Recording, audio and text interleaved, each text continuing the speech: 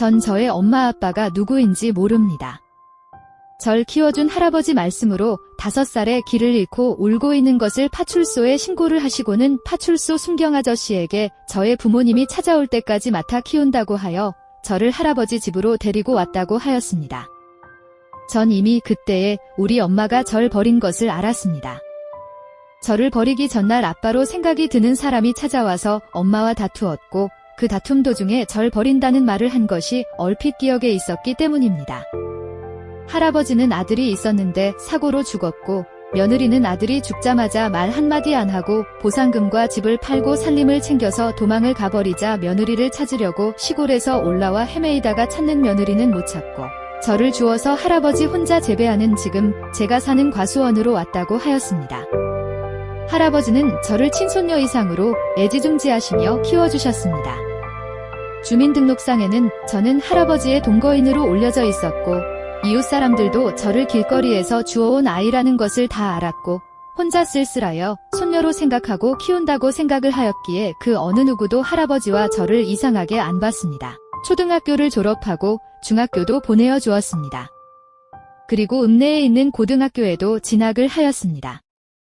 할아버지가 통학을 하기에 힘들다고 하시면서 읍내에 자취방을 구하여 주신다고 하였으나 쓸쓸하게 생활을 하실 할아버지가 안쓰럽기만 하여 할아버지의 조석을 만들어 드리는 낙으로 힘들었지만 통학을 하면서 학교에 다녔습니다. 학교에서 무슨 행사나 일이 있어 부모님을 모시고 오라고 하면 할아버지는 당연하다는 듯이 학부모 자격으로 와주셨습니다. 저는 그런 할아버지가 정말로 믿음직하였습니다. 2학년에 올라가 대학 진학 문제로 학부모를 모시고 오라고 하였습니다. 과수원의 작은 수입으로 정규대학은커녕 전문대도 못 보낸다고 할 것으로 알았습니다. 그러나 할아버지는 자신이 못 먹고 못 입어도 저를 대학교에 보낸다고 하였습니다. 그 말에 전 어떻게 할아버지에게 보답을 해야 할지 모를 정도로 고마움을 느꼈습니다. 대학 진학을 앞두고 공부를 하면서 저는 이런 생각도 하였습니다. 할아버지에게 어떤 부탁을 하면 펄쩍 뛸 것이 분명하였기에 할아버지에게 수면제를 먹이고 절을 드리고 할아버지도 그 이후로 자연스럽게 할 수가 있을 것이라고 생각하고 시도를 할까 말까 고민도 하였습니다. 그러나 저는 할아버지에게 수면제를 먹게 하기는 하였으나 두려움의 시도는 못하였습니다. 그뿐이 아닙니다. 제가 다니던 고등학교는 남녀공학이라 풍기가 조금은 문란하였습니다. 도회지의 남녀공학인 고등학교에서도 풍기가 문란하다고 하지만 시골의 고등학교는 더욱더 유별났습니다.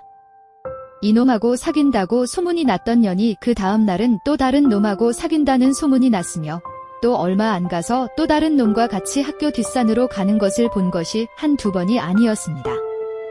우리 학교 뒷산은 말 그대로 연애 장소였습니다.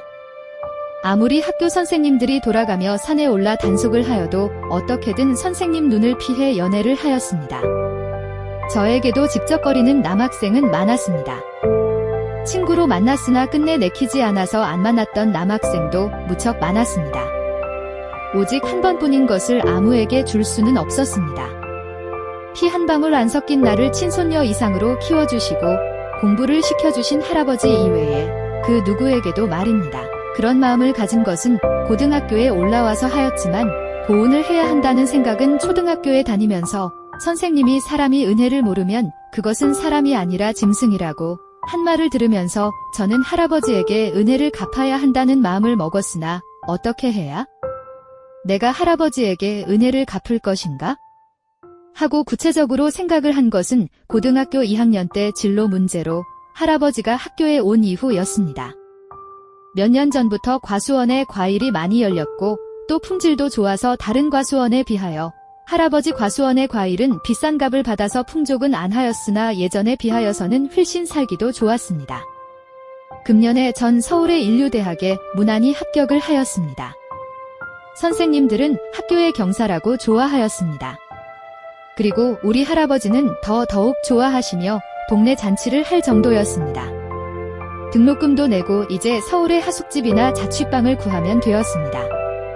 할아버지와 저는 제가 있을 자취방을 구하기 위하여 서울로 갔습니다. 엄마에게 버림을 받은 후 두 번째로 올라온 서울이었습니다.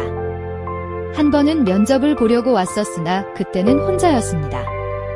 이곳저곳 다녔으나 마땅한 방은 없었습니다. 거의가 사글세 방이었으나 그 금액도 만만치 않았습니다. 할아버지, 이참에 우리 집에서 가까운 학교로 갈까 하고 물었습니다. 아니다. 다들 못 가서 환장을 하는 그런 대학인데 하시며 더럭 화를 내시기에 할 말이 없었습니다. 그래도 하고 말을 흐리자 오늘은 아무 여관에서나 자고 내일 아침 일찍 찾아보자 하시며 식당으로 갔습니다. 할아버지와 저는 식사를 하고 인근의 여관으로 갔습니다. 카운터에서 돈을 받는 아주머니가 이상한 눈초리로 봤으나 개의치 아니하고 방을 하나 잡았습니다. 할아버지는 구치 밑에서 주무신다며 카운터에 전화를 하여 이불 하나를 더 달라고 하였습니다. 저는 그곳에서 할아버지에게 바치려고 하였으나 많은 사람들이 지낸 그런 곳에서 적당하지 않다고 판단을 하고 방을 구하고 시골로 가서 드리겠다고 혼자서 다짐을 하였습니다. 다음날 어렵사리 사글세 방 하나를 구하여 계약을 하였습니다. 그리고 그날로 할아버지와 저는 시골집으로 왔습니다. 농사일로 단련이 되었다고는 하지만 할아버지는 공예에 찌든 서울에서의 이틀 생활에 무척 지친 모양이었습니다.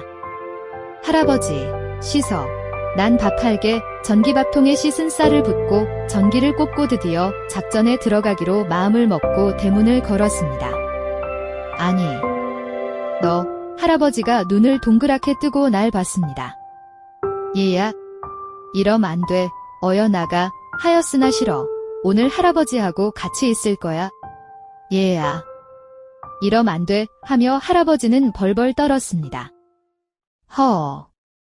그만두래도 하며 저를 떼어내려고 하였으나 한사코 있었습니다. 누가 보면 어쩌려고.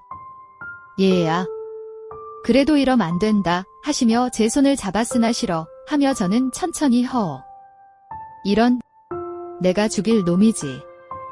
휴 하며 한숨만 쉬며 저의 행동을 봤습니다. 할아버지는 가만히만 있어요. 허참, 할아버지는 제 옆에 서서 허참 만 연발하였습니다. 얘야, 그만두자 하고 말하였습니다. 이러면 너 나중에 시집가기 곤란해. 그럼 안 가고 할아버지랑 살지. 그 눈물은 아픔의 눈물은 아니었습니다. 10년 넘게 절 키우고 공부를 시켜준 할아버지 은혜에 조금이나마 보답을 할 수가 있었던 제 자신이 고마워서 흘리는 눈물이었습니다. 할아버지, 눈물을 흘리며 물었습니다. 할아버지는 난처한 얼굴로 대답을 못하였습니다. 얘야, 지금이라도 그만두자 할아버지가 말하였습니다. 내가 너에게 못할 짓을 하는구나 하며 한숨을 쉬었습니다. 얘야, 절대 후회 안 하지. 할아버지도 눈물을 글썽이며 물었습니다. 감격스러웠습니다. 눈물이 마구 흘렀습니다. 할아버지는 저를 외면하며 말이 없었습니다. 전 요즘 주말이면 항상 행복합니다. 저희 할아버지 과수원이 있는 시골과 서울의 거리가 가까워서 주말이면 언제든지 할아버지에게 가서 할아버지의 그 따뜻한 사랑을 받을 수가 있으니 이 어찌 행복하다고 하지 않을 수가 있겠습니까? 물론 처음에는 한사코 저를 피하시기는 하였으나 저의 끈질긴 설득과 공세에 이제 우리 할아버지는 모든 것은 단념하시고 저를 사랑으로 보듬어 주십니다. 저에게 단 2가지 소망이 있습니다. 저와 할아버지 사이를 이웃이고 할아버지의 일가 친척이 인정을 해주었으면 하는 것이 그 하나요.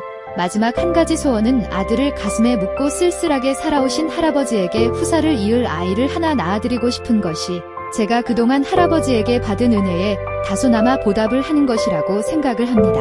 저는 이제 열심히 공부를 할 것입니다.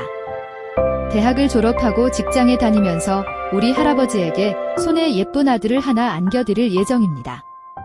사랑하는 우리 할아버지 제발 오래오래 사시고 건강하셔서 말 그대로 문지방을 기어 넘을 수가 있을 때까지만이라도 저에게 행복을 주시고 사랑을 풍만하게 주시기를 이 손녀는 빌 것입니다. 할아버지 많이 사랑해요.